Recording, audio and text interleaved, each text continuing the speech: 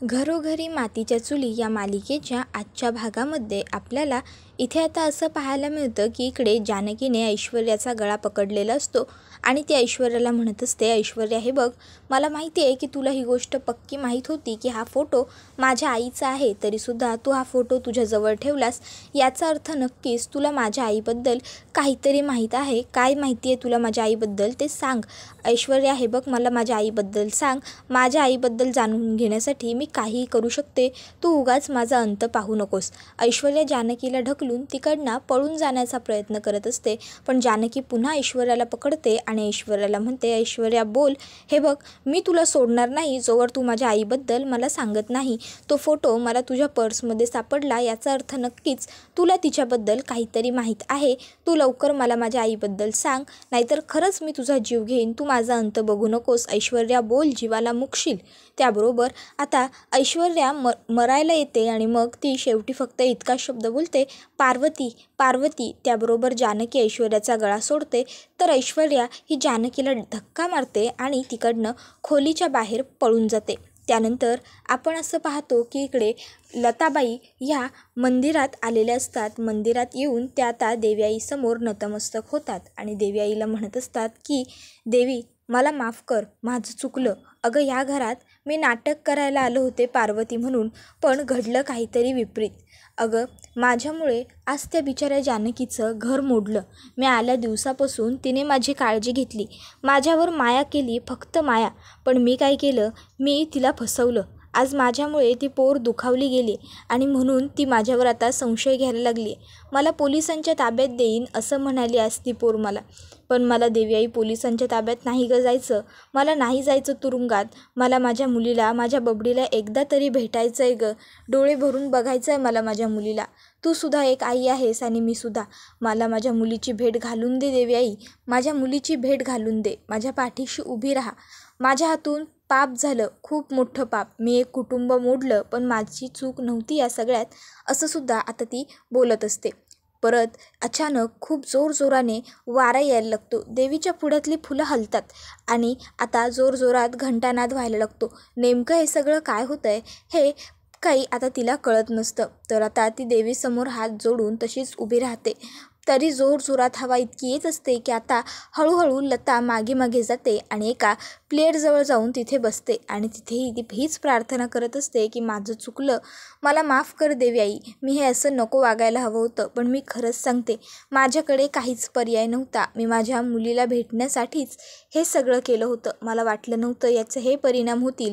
माझं चुकलं आई, मला माफ कर, माझं चुकलं, मला माफ कर असं म्हणून ती पुन्हा एकदा हात जोडून घेते आणि आता ती त्याच ठिकाणी शांत बसून जाते. आता इतक्यात देवीची आरती सुरू होते. पार्वती ही सुद्धा आता देवीच्या आरतीसाठी हात जोडून बसलेली असते. सगळेच जण देवीची आरती करत असतात, तर पार्वती बिचारी तिथे बसून राहते. ती काही उठून उभी राहत नाही. तर आता आपण पुढे पाहतो की जानकी विचार करते, पार्वती पार्वती म्हणजे पार्वती आई ना माझ्या आईबद्दल माहिती आहे. मग त्या मला सांगतील माझी आई कोण आहे. मी पार्वती आईंना बोलते, त्या नक्की सांगतील मला माझी आई कोण आहे. पार्वती आई असे हाका मारत आता लगेचच जानकी खाली येते.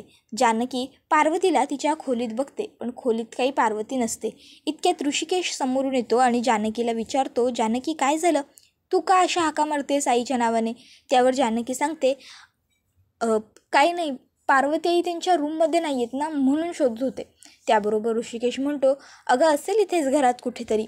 त्यावर जानकी म्हणते, तुम्ही थांबा, मी गुलाबदादांना विचारते. आणि मग जानकी लगेचच बाहेर येते आणि गुलाबला विचारते, गुलाबदादा पार्वती आई कुठे आहेत. त्यावर गुलाबदादा सांगतो, वहिनीसाहेब, पार्वती आई तर आत्ताच बाहेर जाताना बघितलं मी त्यासनी.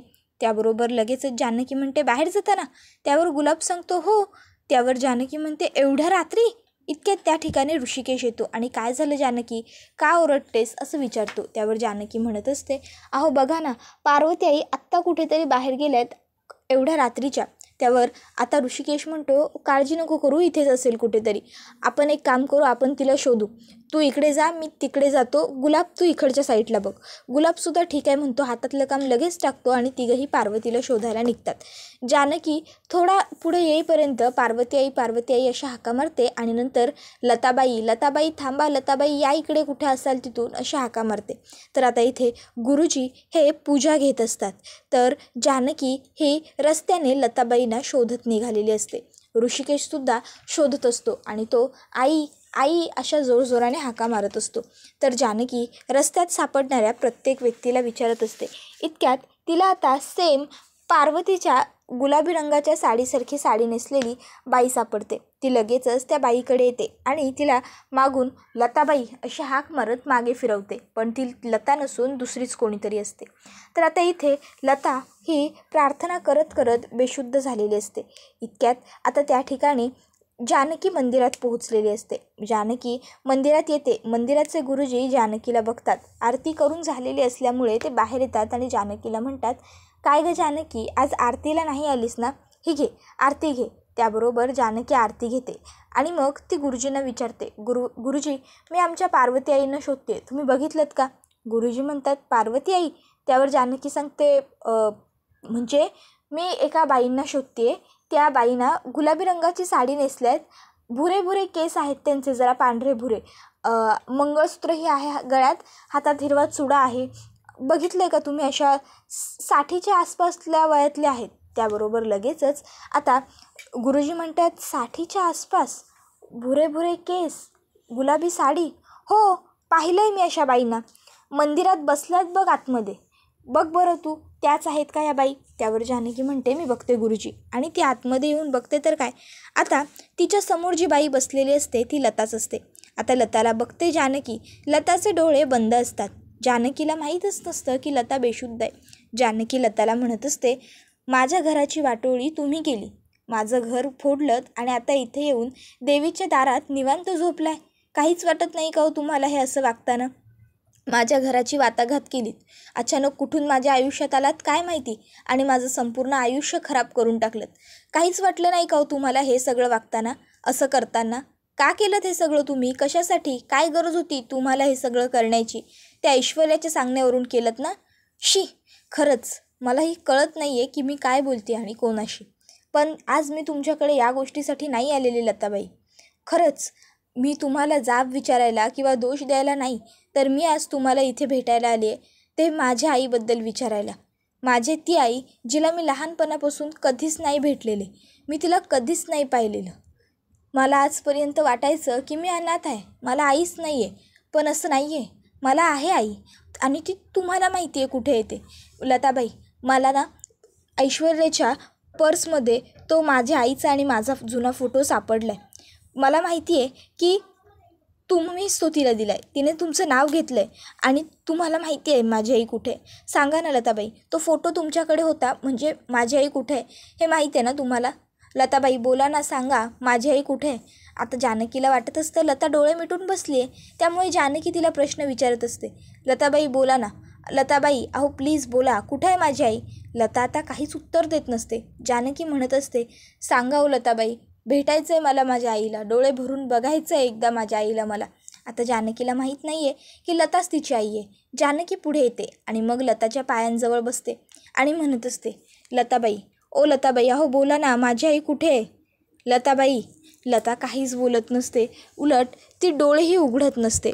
आता जानकी ही लताच्या पायावरती हात ठेवते आणि म्हणत असते, लताबाई प्लीज बोला ओ, माझी आई कुठे? कुठे आहे माझी आई? सांगा ना. हे बघा, मला प्लीज सांगा, हवं तर मी तुमच्यासमोर हात जोडते, तुमच्या पाया पडते. लताबाई सांगा ना, माझी आई कुठे? कोण आहे माझी आई? सांगा ना. भेटलाय का तुम्ही माझ्या आईला कधी? बघितलं आहेत का माझ्या आईला? कशी दिसते माझी आई? अहो काहीतरी सांगा ना माझ्या आईबद्दल, हवं तर मी खरंच पाया पडते तुमच्या, पण प्लीज लताबाई बोला. ओ लताबाई. असं म्हणत जानकी लताच्या गालाला हात लावते आणि मग तिच्या लक्षात येतं की लताला भरपूर ताप आहे. जानकी म्हणते, लताबाईंना तर भरपूर ताप आहे, यांना दवाखान्यात न्यायला हवं. आणि मग जानकी लताला तिथून कशीबशी उठवते आणि सिटी हॉस्पिटलमध्ये घेऊन येते. डॉक्टरांना सांगते, डॉक्टर पेशंटना प्लीज चेक करा. डॉक्टर विचारतात, या तुमच्या कोण आहेत? त्यावर जानकी सांगते, आई, म्हणजे आईसारख्याच आहेत. त्याबरोबर डॉक्टर आता लताला ॲडमिट करून घेतात. इतक्यात आता त्या ठिकाणी ऋषिकेश आलेला असतो. ऋषिकेश येतो आणि जानकीला म्हणतो, जानकी, नेमकं काय झालं आईला आणि तू तिला इथं का आणलंयस? तू फोनवर सुद्धा मला काही व्यवस्थित सांगितलं नाहीस. सांग ना आता, बोल ना बरोबर, काय झालं माझ्या आईला? कशी आहे तिची तब्येत आता? त्यावर जानकी म्हणत असते, ऋषिकेश प्लीज तुम्ही पॅनिक होऊ नका, काळजी करू नका. आता डॉक्टरांनी ॲडमिट केलं आहे, चेकअप करतायत, कळेलच आपल्याला काय झालं आहे त्या आईनं. तुम्ही जरा शांत व्हा बरं. त्याबरोबर ऋषिकेश म्हणत असतो, आणि मला सांग, तू घरात आईला असं का शोधत होतीस सगळीकडे? काही घडलं आहे का घरात जे मला माहीत नाही आहे? त्यावर जानकी म्हणते मनातच, आता जर मी ऋषिकेशना माझ्या आईच्या फोटोबद्दल सांगितलं तर त्यांना टेन्शन येईल, कारण आधीच पार्वती आई हॉस्पिटलमध्ये आहे, त्याचं त्यांना टेन्शन आलं आहे. त्यावर जानकी म्हणते, नाही हो, असं काहीच नाही आहे. ते संध्याकाळ झाली होती आणि त्या मला कुठे दिसल्या नाही ना, म्हणून मी त्यांना शोधत होते, बस, बाकी काही नाही. तुम्ही टेन्शन घेऊ नका, सगळं काही व्यवस्थित होईल ऋषिकेश. त्यावर ऋषिकेश म्हणतो की जानकी चल, आपण तिथून आईला बघूया. मी जोवर आईला बघणार नाही ना, तोवर माझ्या जीवात जीव येणार नाही. ये माझ्याबरोबर, आपण आईला तिथं उभं राहून बघू. त्यावर जानकी म्हणते, हो चालेल, पण तुम्ही काळजी करू नका, बऱ्या होतील त्या. त्यावर ऋषिकेश म्हणतो की बरी व्हायलाच हवी माझी आई, ये. आणि मग आता ऋषिकेश आणि जानकी हे दोघंही जण आता काचेतून आत बघत असतात. तर आता इकडे लतावरती डॉक्टरांनी उपचार सुरू केलेले असतात. तिला ऑक्सिजन मास्क वगैरे लावला जातो. आता आपल्या आईची ही अवस्था बघून ऋषिकेश जरासा भावूक होतो, तर जानकी ही त्याला आधार देत असते. तर आता ती त्याला घरी फोन करून सांगा, ओवीला आपली काळजी वाटेल, ती टेन्शनमध्ये येईल, आपण कोणीच घरात नाही आहोत असं म्हणते. त्यावर ऋषिकेश आता होकार देतो, फोन करतो असं म्हणतो. तर दुसरीकडे आजी ही म्हणत असते, बरं झालं तिने सांजेच्या वेळेला पिढा गेली. पार्वतीवरून आली होती ना ती पिढा, ती. नानासाहेब, अहो तुम्हाला माहीत नाही आहे, ती मुलगी बाई आल्यापासून माझ्या मुलीच्या आयुष्याच्या किती वाटाघाती झाल्या आहेत. ते कशाला आली आता परत? गेली होती ना 35 वर्षांच्या पूर्वी निघून, मग गेली होती, मग काय गरज होती हिला परत येण्याची? त्यावेळेस तर माझ्या मुलीच्या हातात ताब्यात देऊन गेली होती सगळं, मग आता कशाला आली हक्क सांगायला, हक्क गाजवायला? इथे आली स्वतः आणि माझ्या मुलीचे हक्क स्वतःचे आहेत असे करून घेतले, नाहीतर काय. त्याबरोबर लगेचच आता सुमित्रा म्हणायला लागते, आई, अगं काय चाललंय तुझं? जरा तरी शांत राहा ना तू, परिस्थितीचं गांभीर्य बाळग. काय बोलतेस तू हे सगळं? तुला तरी कळतंय का? जरा शांत राहा प्लीज थोडा वेळ. त्याबरोबर आता नानासाहेबसुद्धा लगेचच आजीला म्हणतात, काय बोलताय तुम्ही हे? तुम्हाला तरी कळतंय का आई? त्याबरोबर आता इकडे सारंग आणि ऐश्वर्याला तर वेगळीच काळजी वाटत असते. त्यांना वाटत असतं जर ऋषिकेश जानकीला खरं कळलं तर आता दुसरीकडे ऋषिकेश हा नानासाहेबांना कॉल करतो आणि सांगत असतो, नानासाहेब, आम्ही सिटी हॉस्पिटलमध्ये आहोत. नाना विचारतात, कशाला गेलाय रे तिकडे? त्यावर ऋषिकेश सांगत असतो, नाना, जानकीला पार्वती आई मंदिरात सापडली. तिला खूप ताप आला होता, त्यामुळे तिने तिला सिटी हॉस्पिटलमध्ये आणले. डॉक्टरांनी तिला ॲडमिट करून घेतलेले आहे, त्यामुळे आम्ही इथे हॉस्पिटलमध्ये आहोत. त्यावर नाना म्हणतात, काय, पार्वतीला बरं नाही आहे? बरं ठीक आहे, तुम्ही थांबा तिथे, मीही येतो. त्यावर ऋषिकेश सांगतो की नाही नाना, तुमची येण्याची खरंच काही गरज नाही आहे, मी आहे ना इथे, मी मॅनेज करतो सगळं, आणि जर काही लागलं तर मी तुम्हाला फोन करून सांगेन तसं. तुम्ही काळजी करू नका, तुम्ही घरीच थांबा. ऋषिकेशला नाना सांगतात, काळजी घे, काही लागलं तर कळव मला, आणि फोन कट करतात. आता सुमित्रा पटकन लगेचच नानासाहेबांना विचारते, नानासाहेब काय झालं? काय म्हणाला ऋषिकेश? नानासाहेब सांगतात, काही नाही, पार्वतीची तब्येत बरी नाही आहे, त्यामुळे पार्वतीला हॉस्पिटलमध्ये ॲडमिट केलं आहे, जानकीने तिला दवाखान्यात नेलं होतं असं म्हणतात. आता मात्र इकडे घरातल्या सगळ्या सदस्यांना टेन्शन येतं. आता सुमित्रा बाकी कशीही असली तरीसुद्धा तिलासुद्धा काळजी वाटते. तर इकडे ऐश्वर्या लगेचच सारंगला खुणावते. त्याबरोबर लगेचच ऐश्वर्या आणि सारंग लगेचच तिकडनं वरती निघून जातात. वरती निघून गेल्याबरोबर सारंग इकडे खूप घाबरलेला असतो. तर दुसरीकडे आता नानासाहेबांनासुद्धा टेन्शन येतं. ऋषिकेश हा तर काळजीतच असतो. त्याला वाटत असतं की कधी माझ्या आईला शुद्ध येते, कधी तिला बरं वाटतंय. तर जानकी ऋषिकेशला समजावून सांगत असते, ऋषिकेश काळजी करू नका, डॉक्टरांनी चेकअप केलेत ना आत्ता, बघा, पार्वती आईंना नक्की लवकर बरं वाटेल आणि ते शुद्धीवर देखील येतील. पण तुम्ही अशी काळजी करत बसलात तर कसं होईल? शांत राहा बरं जरा तुम्ही. इतक्यात त्या ठिकाणी ऋषिकेशला भेटायला डॉक्टर येतात. आता डॉक्टर, ऋषिकेश आणि जानकी तिघं बोलत असतात. डॉक्टरांना ऋषिकेश विचारतो, माझ्या आईची तब्येत आता कशी आहे? ती ठीक आहे ना? शुद्धीवरती आली का आई? त्याबरोबर डॉक्टर सांगत असतात की नाही, शुद्धीवरती अजून ते आलेल्या नाही आहेत. आम्हाला त्यांच्या रक्तात डेंग्यू सापडला आहे, त्यामुळे त्यांना एवढा ताप आलेला आहे. तर आपल्याला त्यांच्यासाठी ब्लडची गरज लागणार आहे. त्याबरोबर ऋषिकेश म्हणतो, मी देतो माझ्या आईला ब्लड. त्याबरोबर डॉक्टर विचारतात, कुठला ब्लड ग्रुप आहे तुमचं? ऋषिकेश सांगतो, ओ निगेटिव्ह. त्यावर डॉक्टर सांगतात की नाही, त्यांचं ब्लड ग्रुप दुसरं आहे, बी पॉझिटिव्ह ब्लड ग्रुप आहे. त्यावर जानकी लगेच म्हणते, माझं ब्लड ग्रुप बी पॉझिटिव्ह आहे, मी ब्लड देते. त्याबरोबर ऋषिकेश सांगतो की हो, माझी बायको बी पॉझिटिव्ह ब्लड ग्रुपची आहे, तुम्ही तिचं घ्या, ती देईल. जानकी त्याबरोबर लगेचच जानकी ब्लड डोनेट करायला तिकडनं जाते. ऋषिकेशला नजरेने खुणावते, शांत राहा, रिलॅक्स व्हा. तर दुसरीकडे सारंग हा ओव्हर पॅनिक झालेला असतो. तो ऐश्वर्याला म्हणत असतो, ऐश्वर्या, अहो आता त्या लताबाईला बरं नाही आहे म्हणजे नक्कीच जानकी वहिनी दिवस रात्र तिच्याजवळ बसून राहणार. जर ती तिच्याजवळ बसून राहिली आणि लताबाईने तिला खरं सांगितलं की मीच तुझी आई आहे, तर केवढा मोठा प्रॉब्लेम होईल तुम्हाला कळतंय का? अहो काय घडून बसणार आहे इथे आता? नाही नाही नाही, आपल्याला काही करून हे सगळं काही थांबवावं लागेल ऐश्वर्या, नाहीतर सगळं संपलं. आपले शेवटचे दिवस आता भरत आले. आपण आता काय करायचं ऐश्वर्या? आपला शेवट आहे आता, आपला शेवट. आपण आता काही पुढे वाचू शकत नाही. आता आपलं काही नाही होणार. त्याबरोबर ऐश्वर्या सारंगला म्हणते, सारंग, शेवट आपला नाही, लताबाईचा आहे. जर आपल्याला आपला शेवट होऊ द्यायचा नसेल तर आपल्याला त्या लताबाईचा शेवट करावा लागेल. आणि आता लताबाईच्या शेवटाची वेळ आली आहे. त्यावर सारंग म्हणतो, म्हणजे नेमकं तुम्ही काय म्हणताय? त्यावर लगेचच ती म्हणते, म्हणजे आता लताबाईला मरण्याची वेळ आली आहे, तिला मरावं लागेल सारंग, तिला मरावं लागेल. त्याबरोबर आता मात्र हे ऐकून सारंगला खूपच मोठा धक्का बसलेला असतो. तर आता लगेचच पुढे ऐश्वर्या म्हणते की हे आपल्याला करून दाखवावंच लागेल आपल्यासाठी.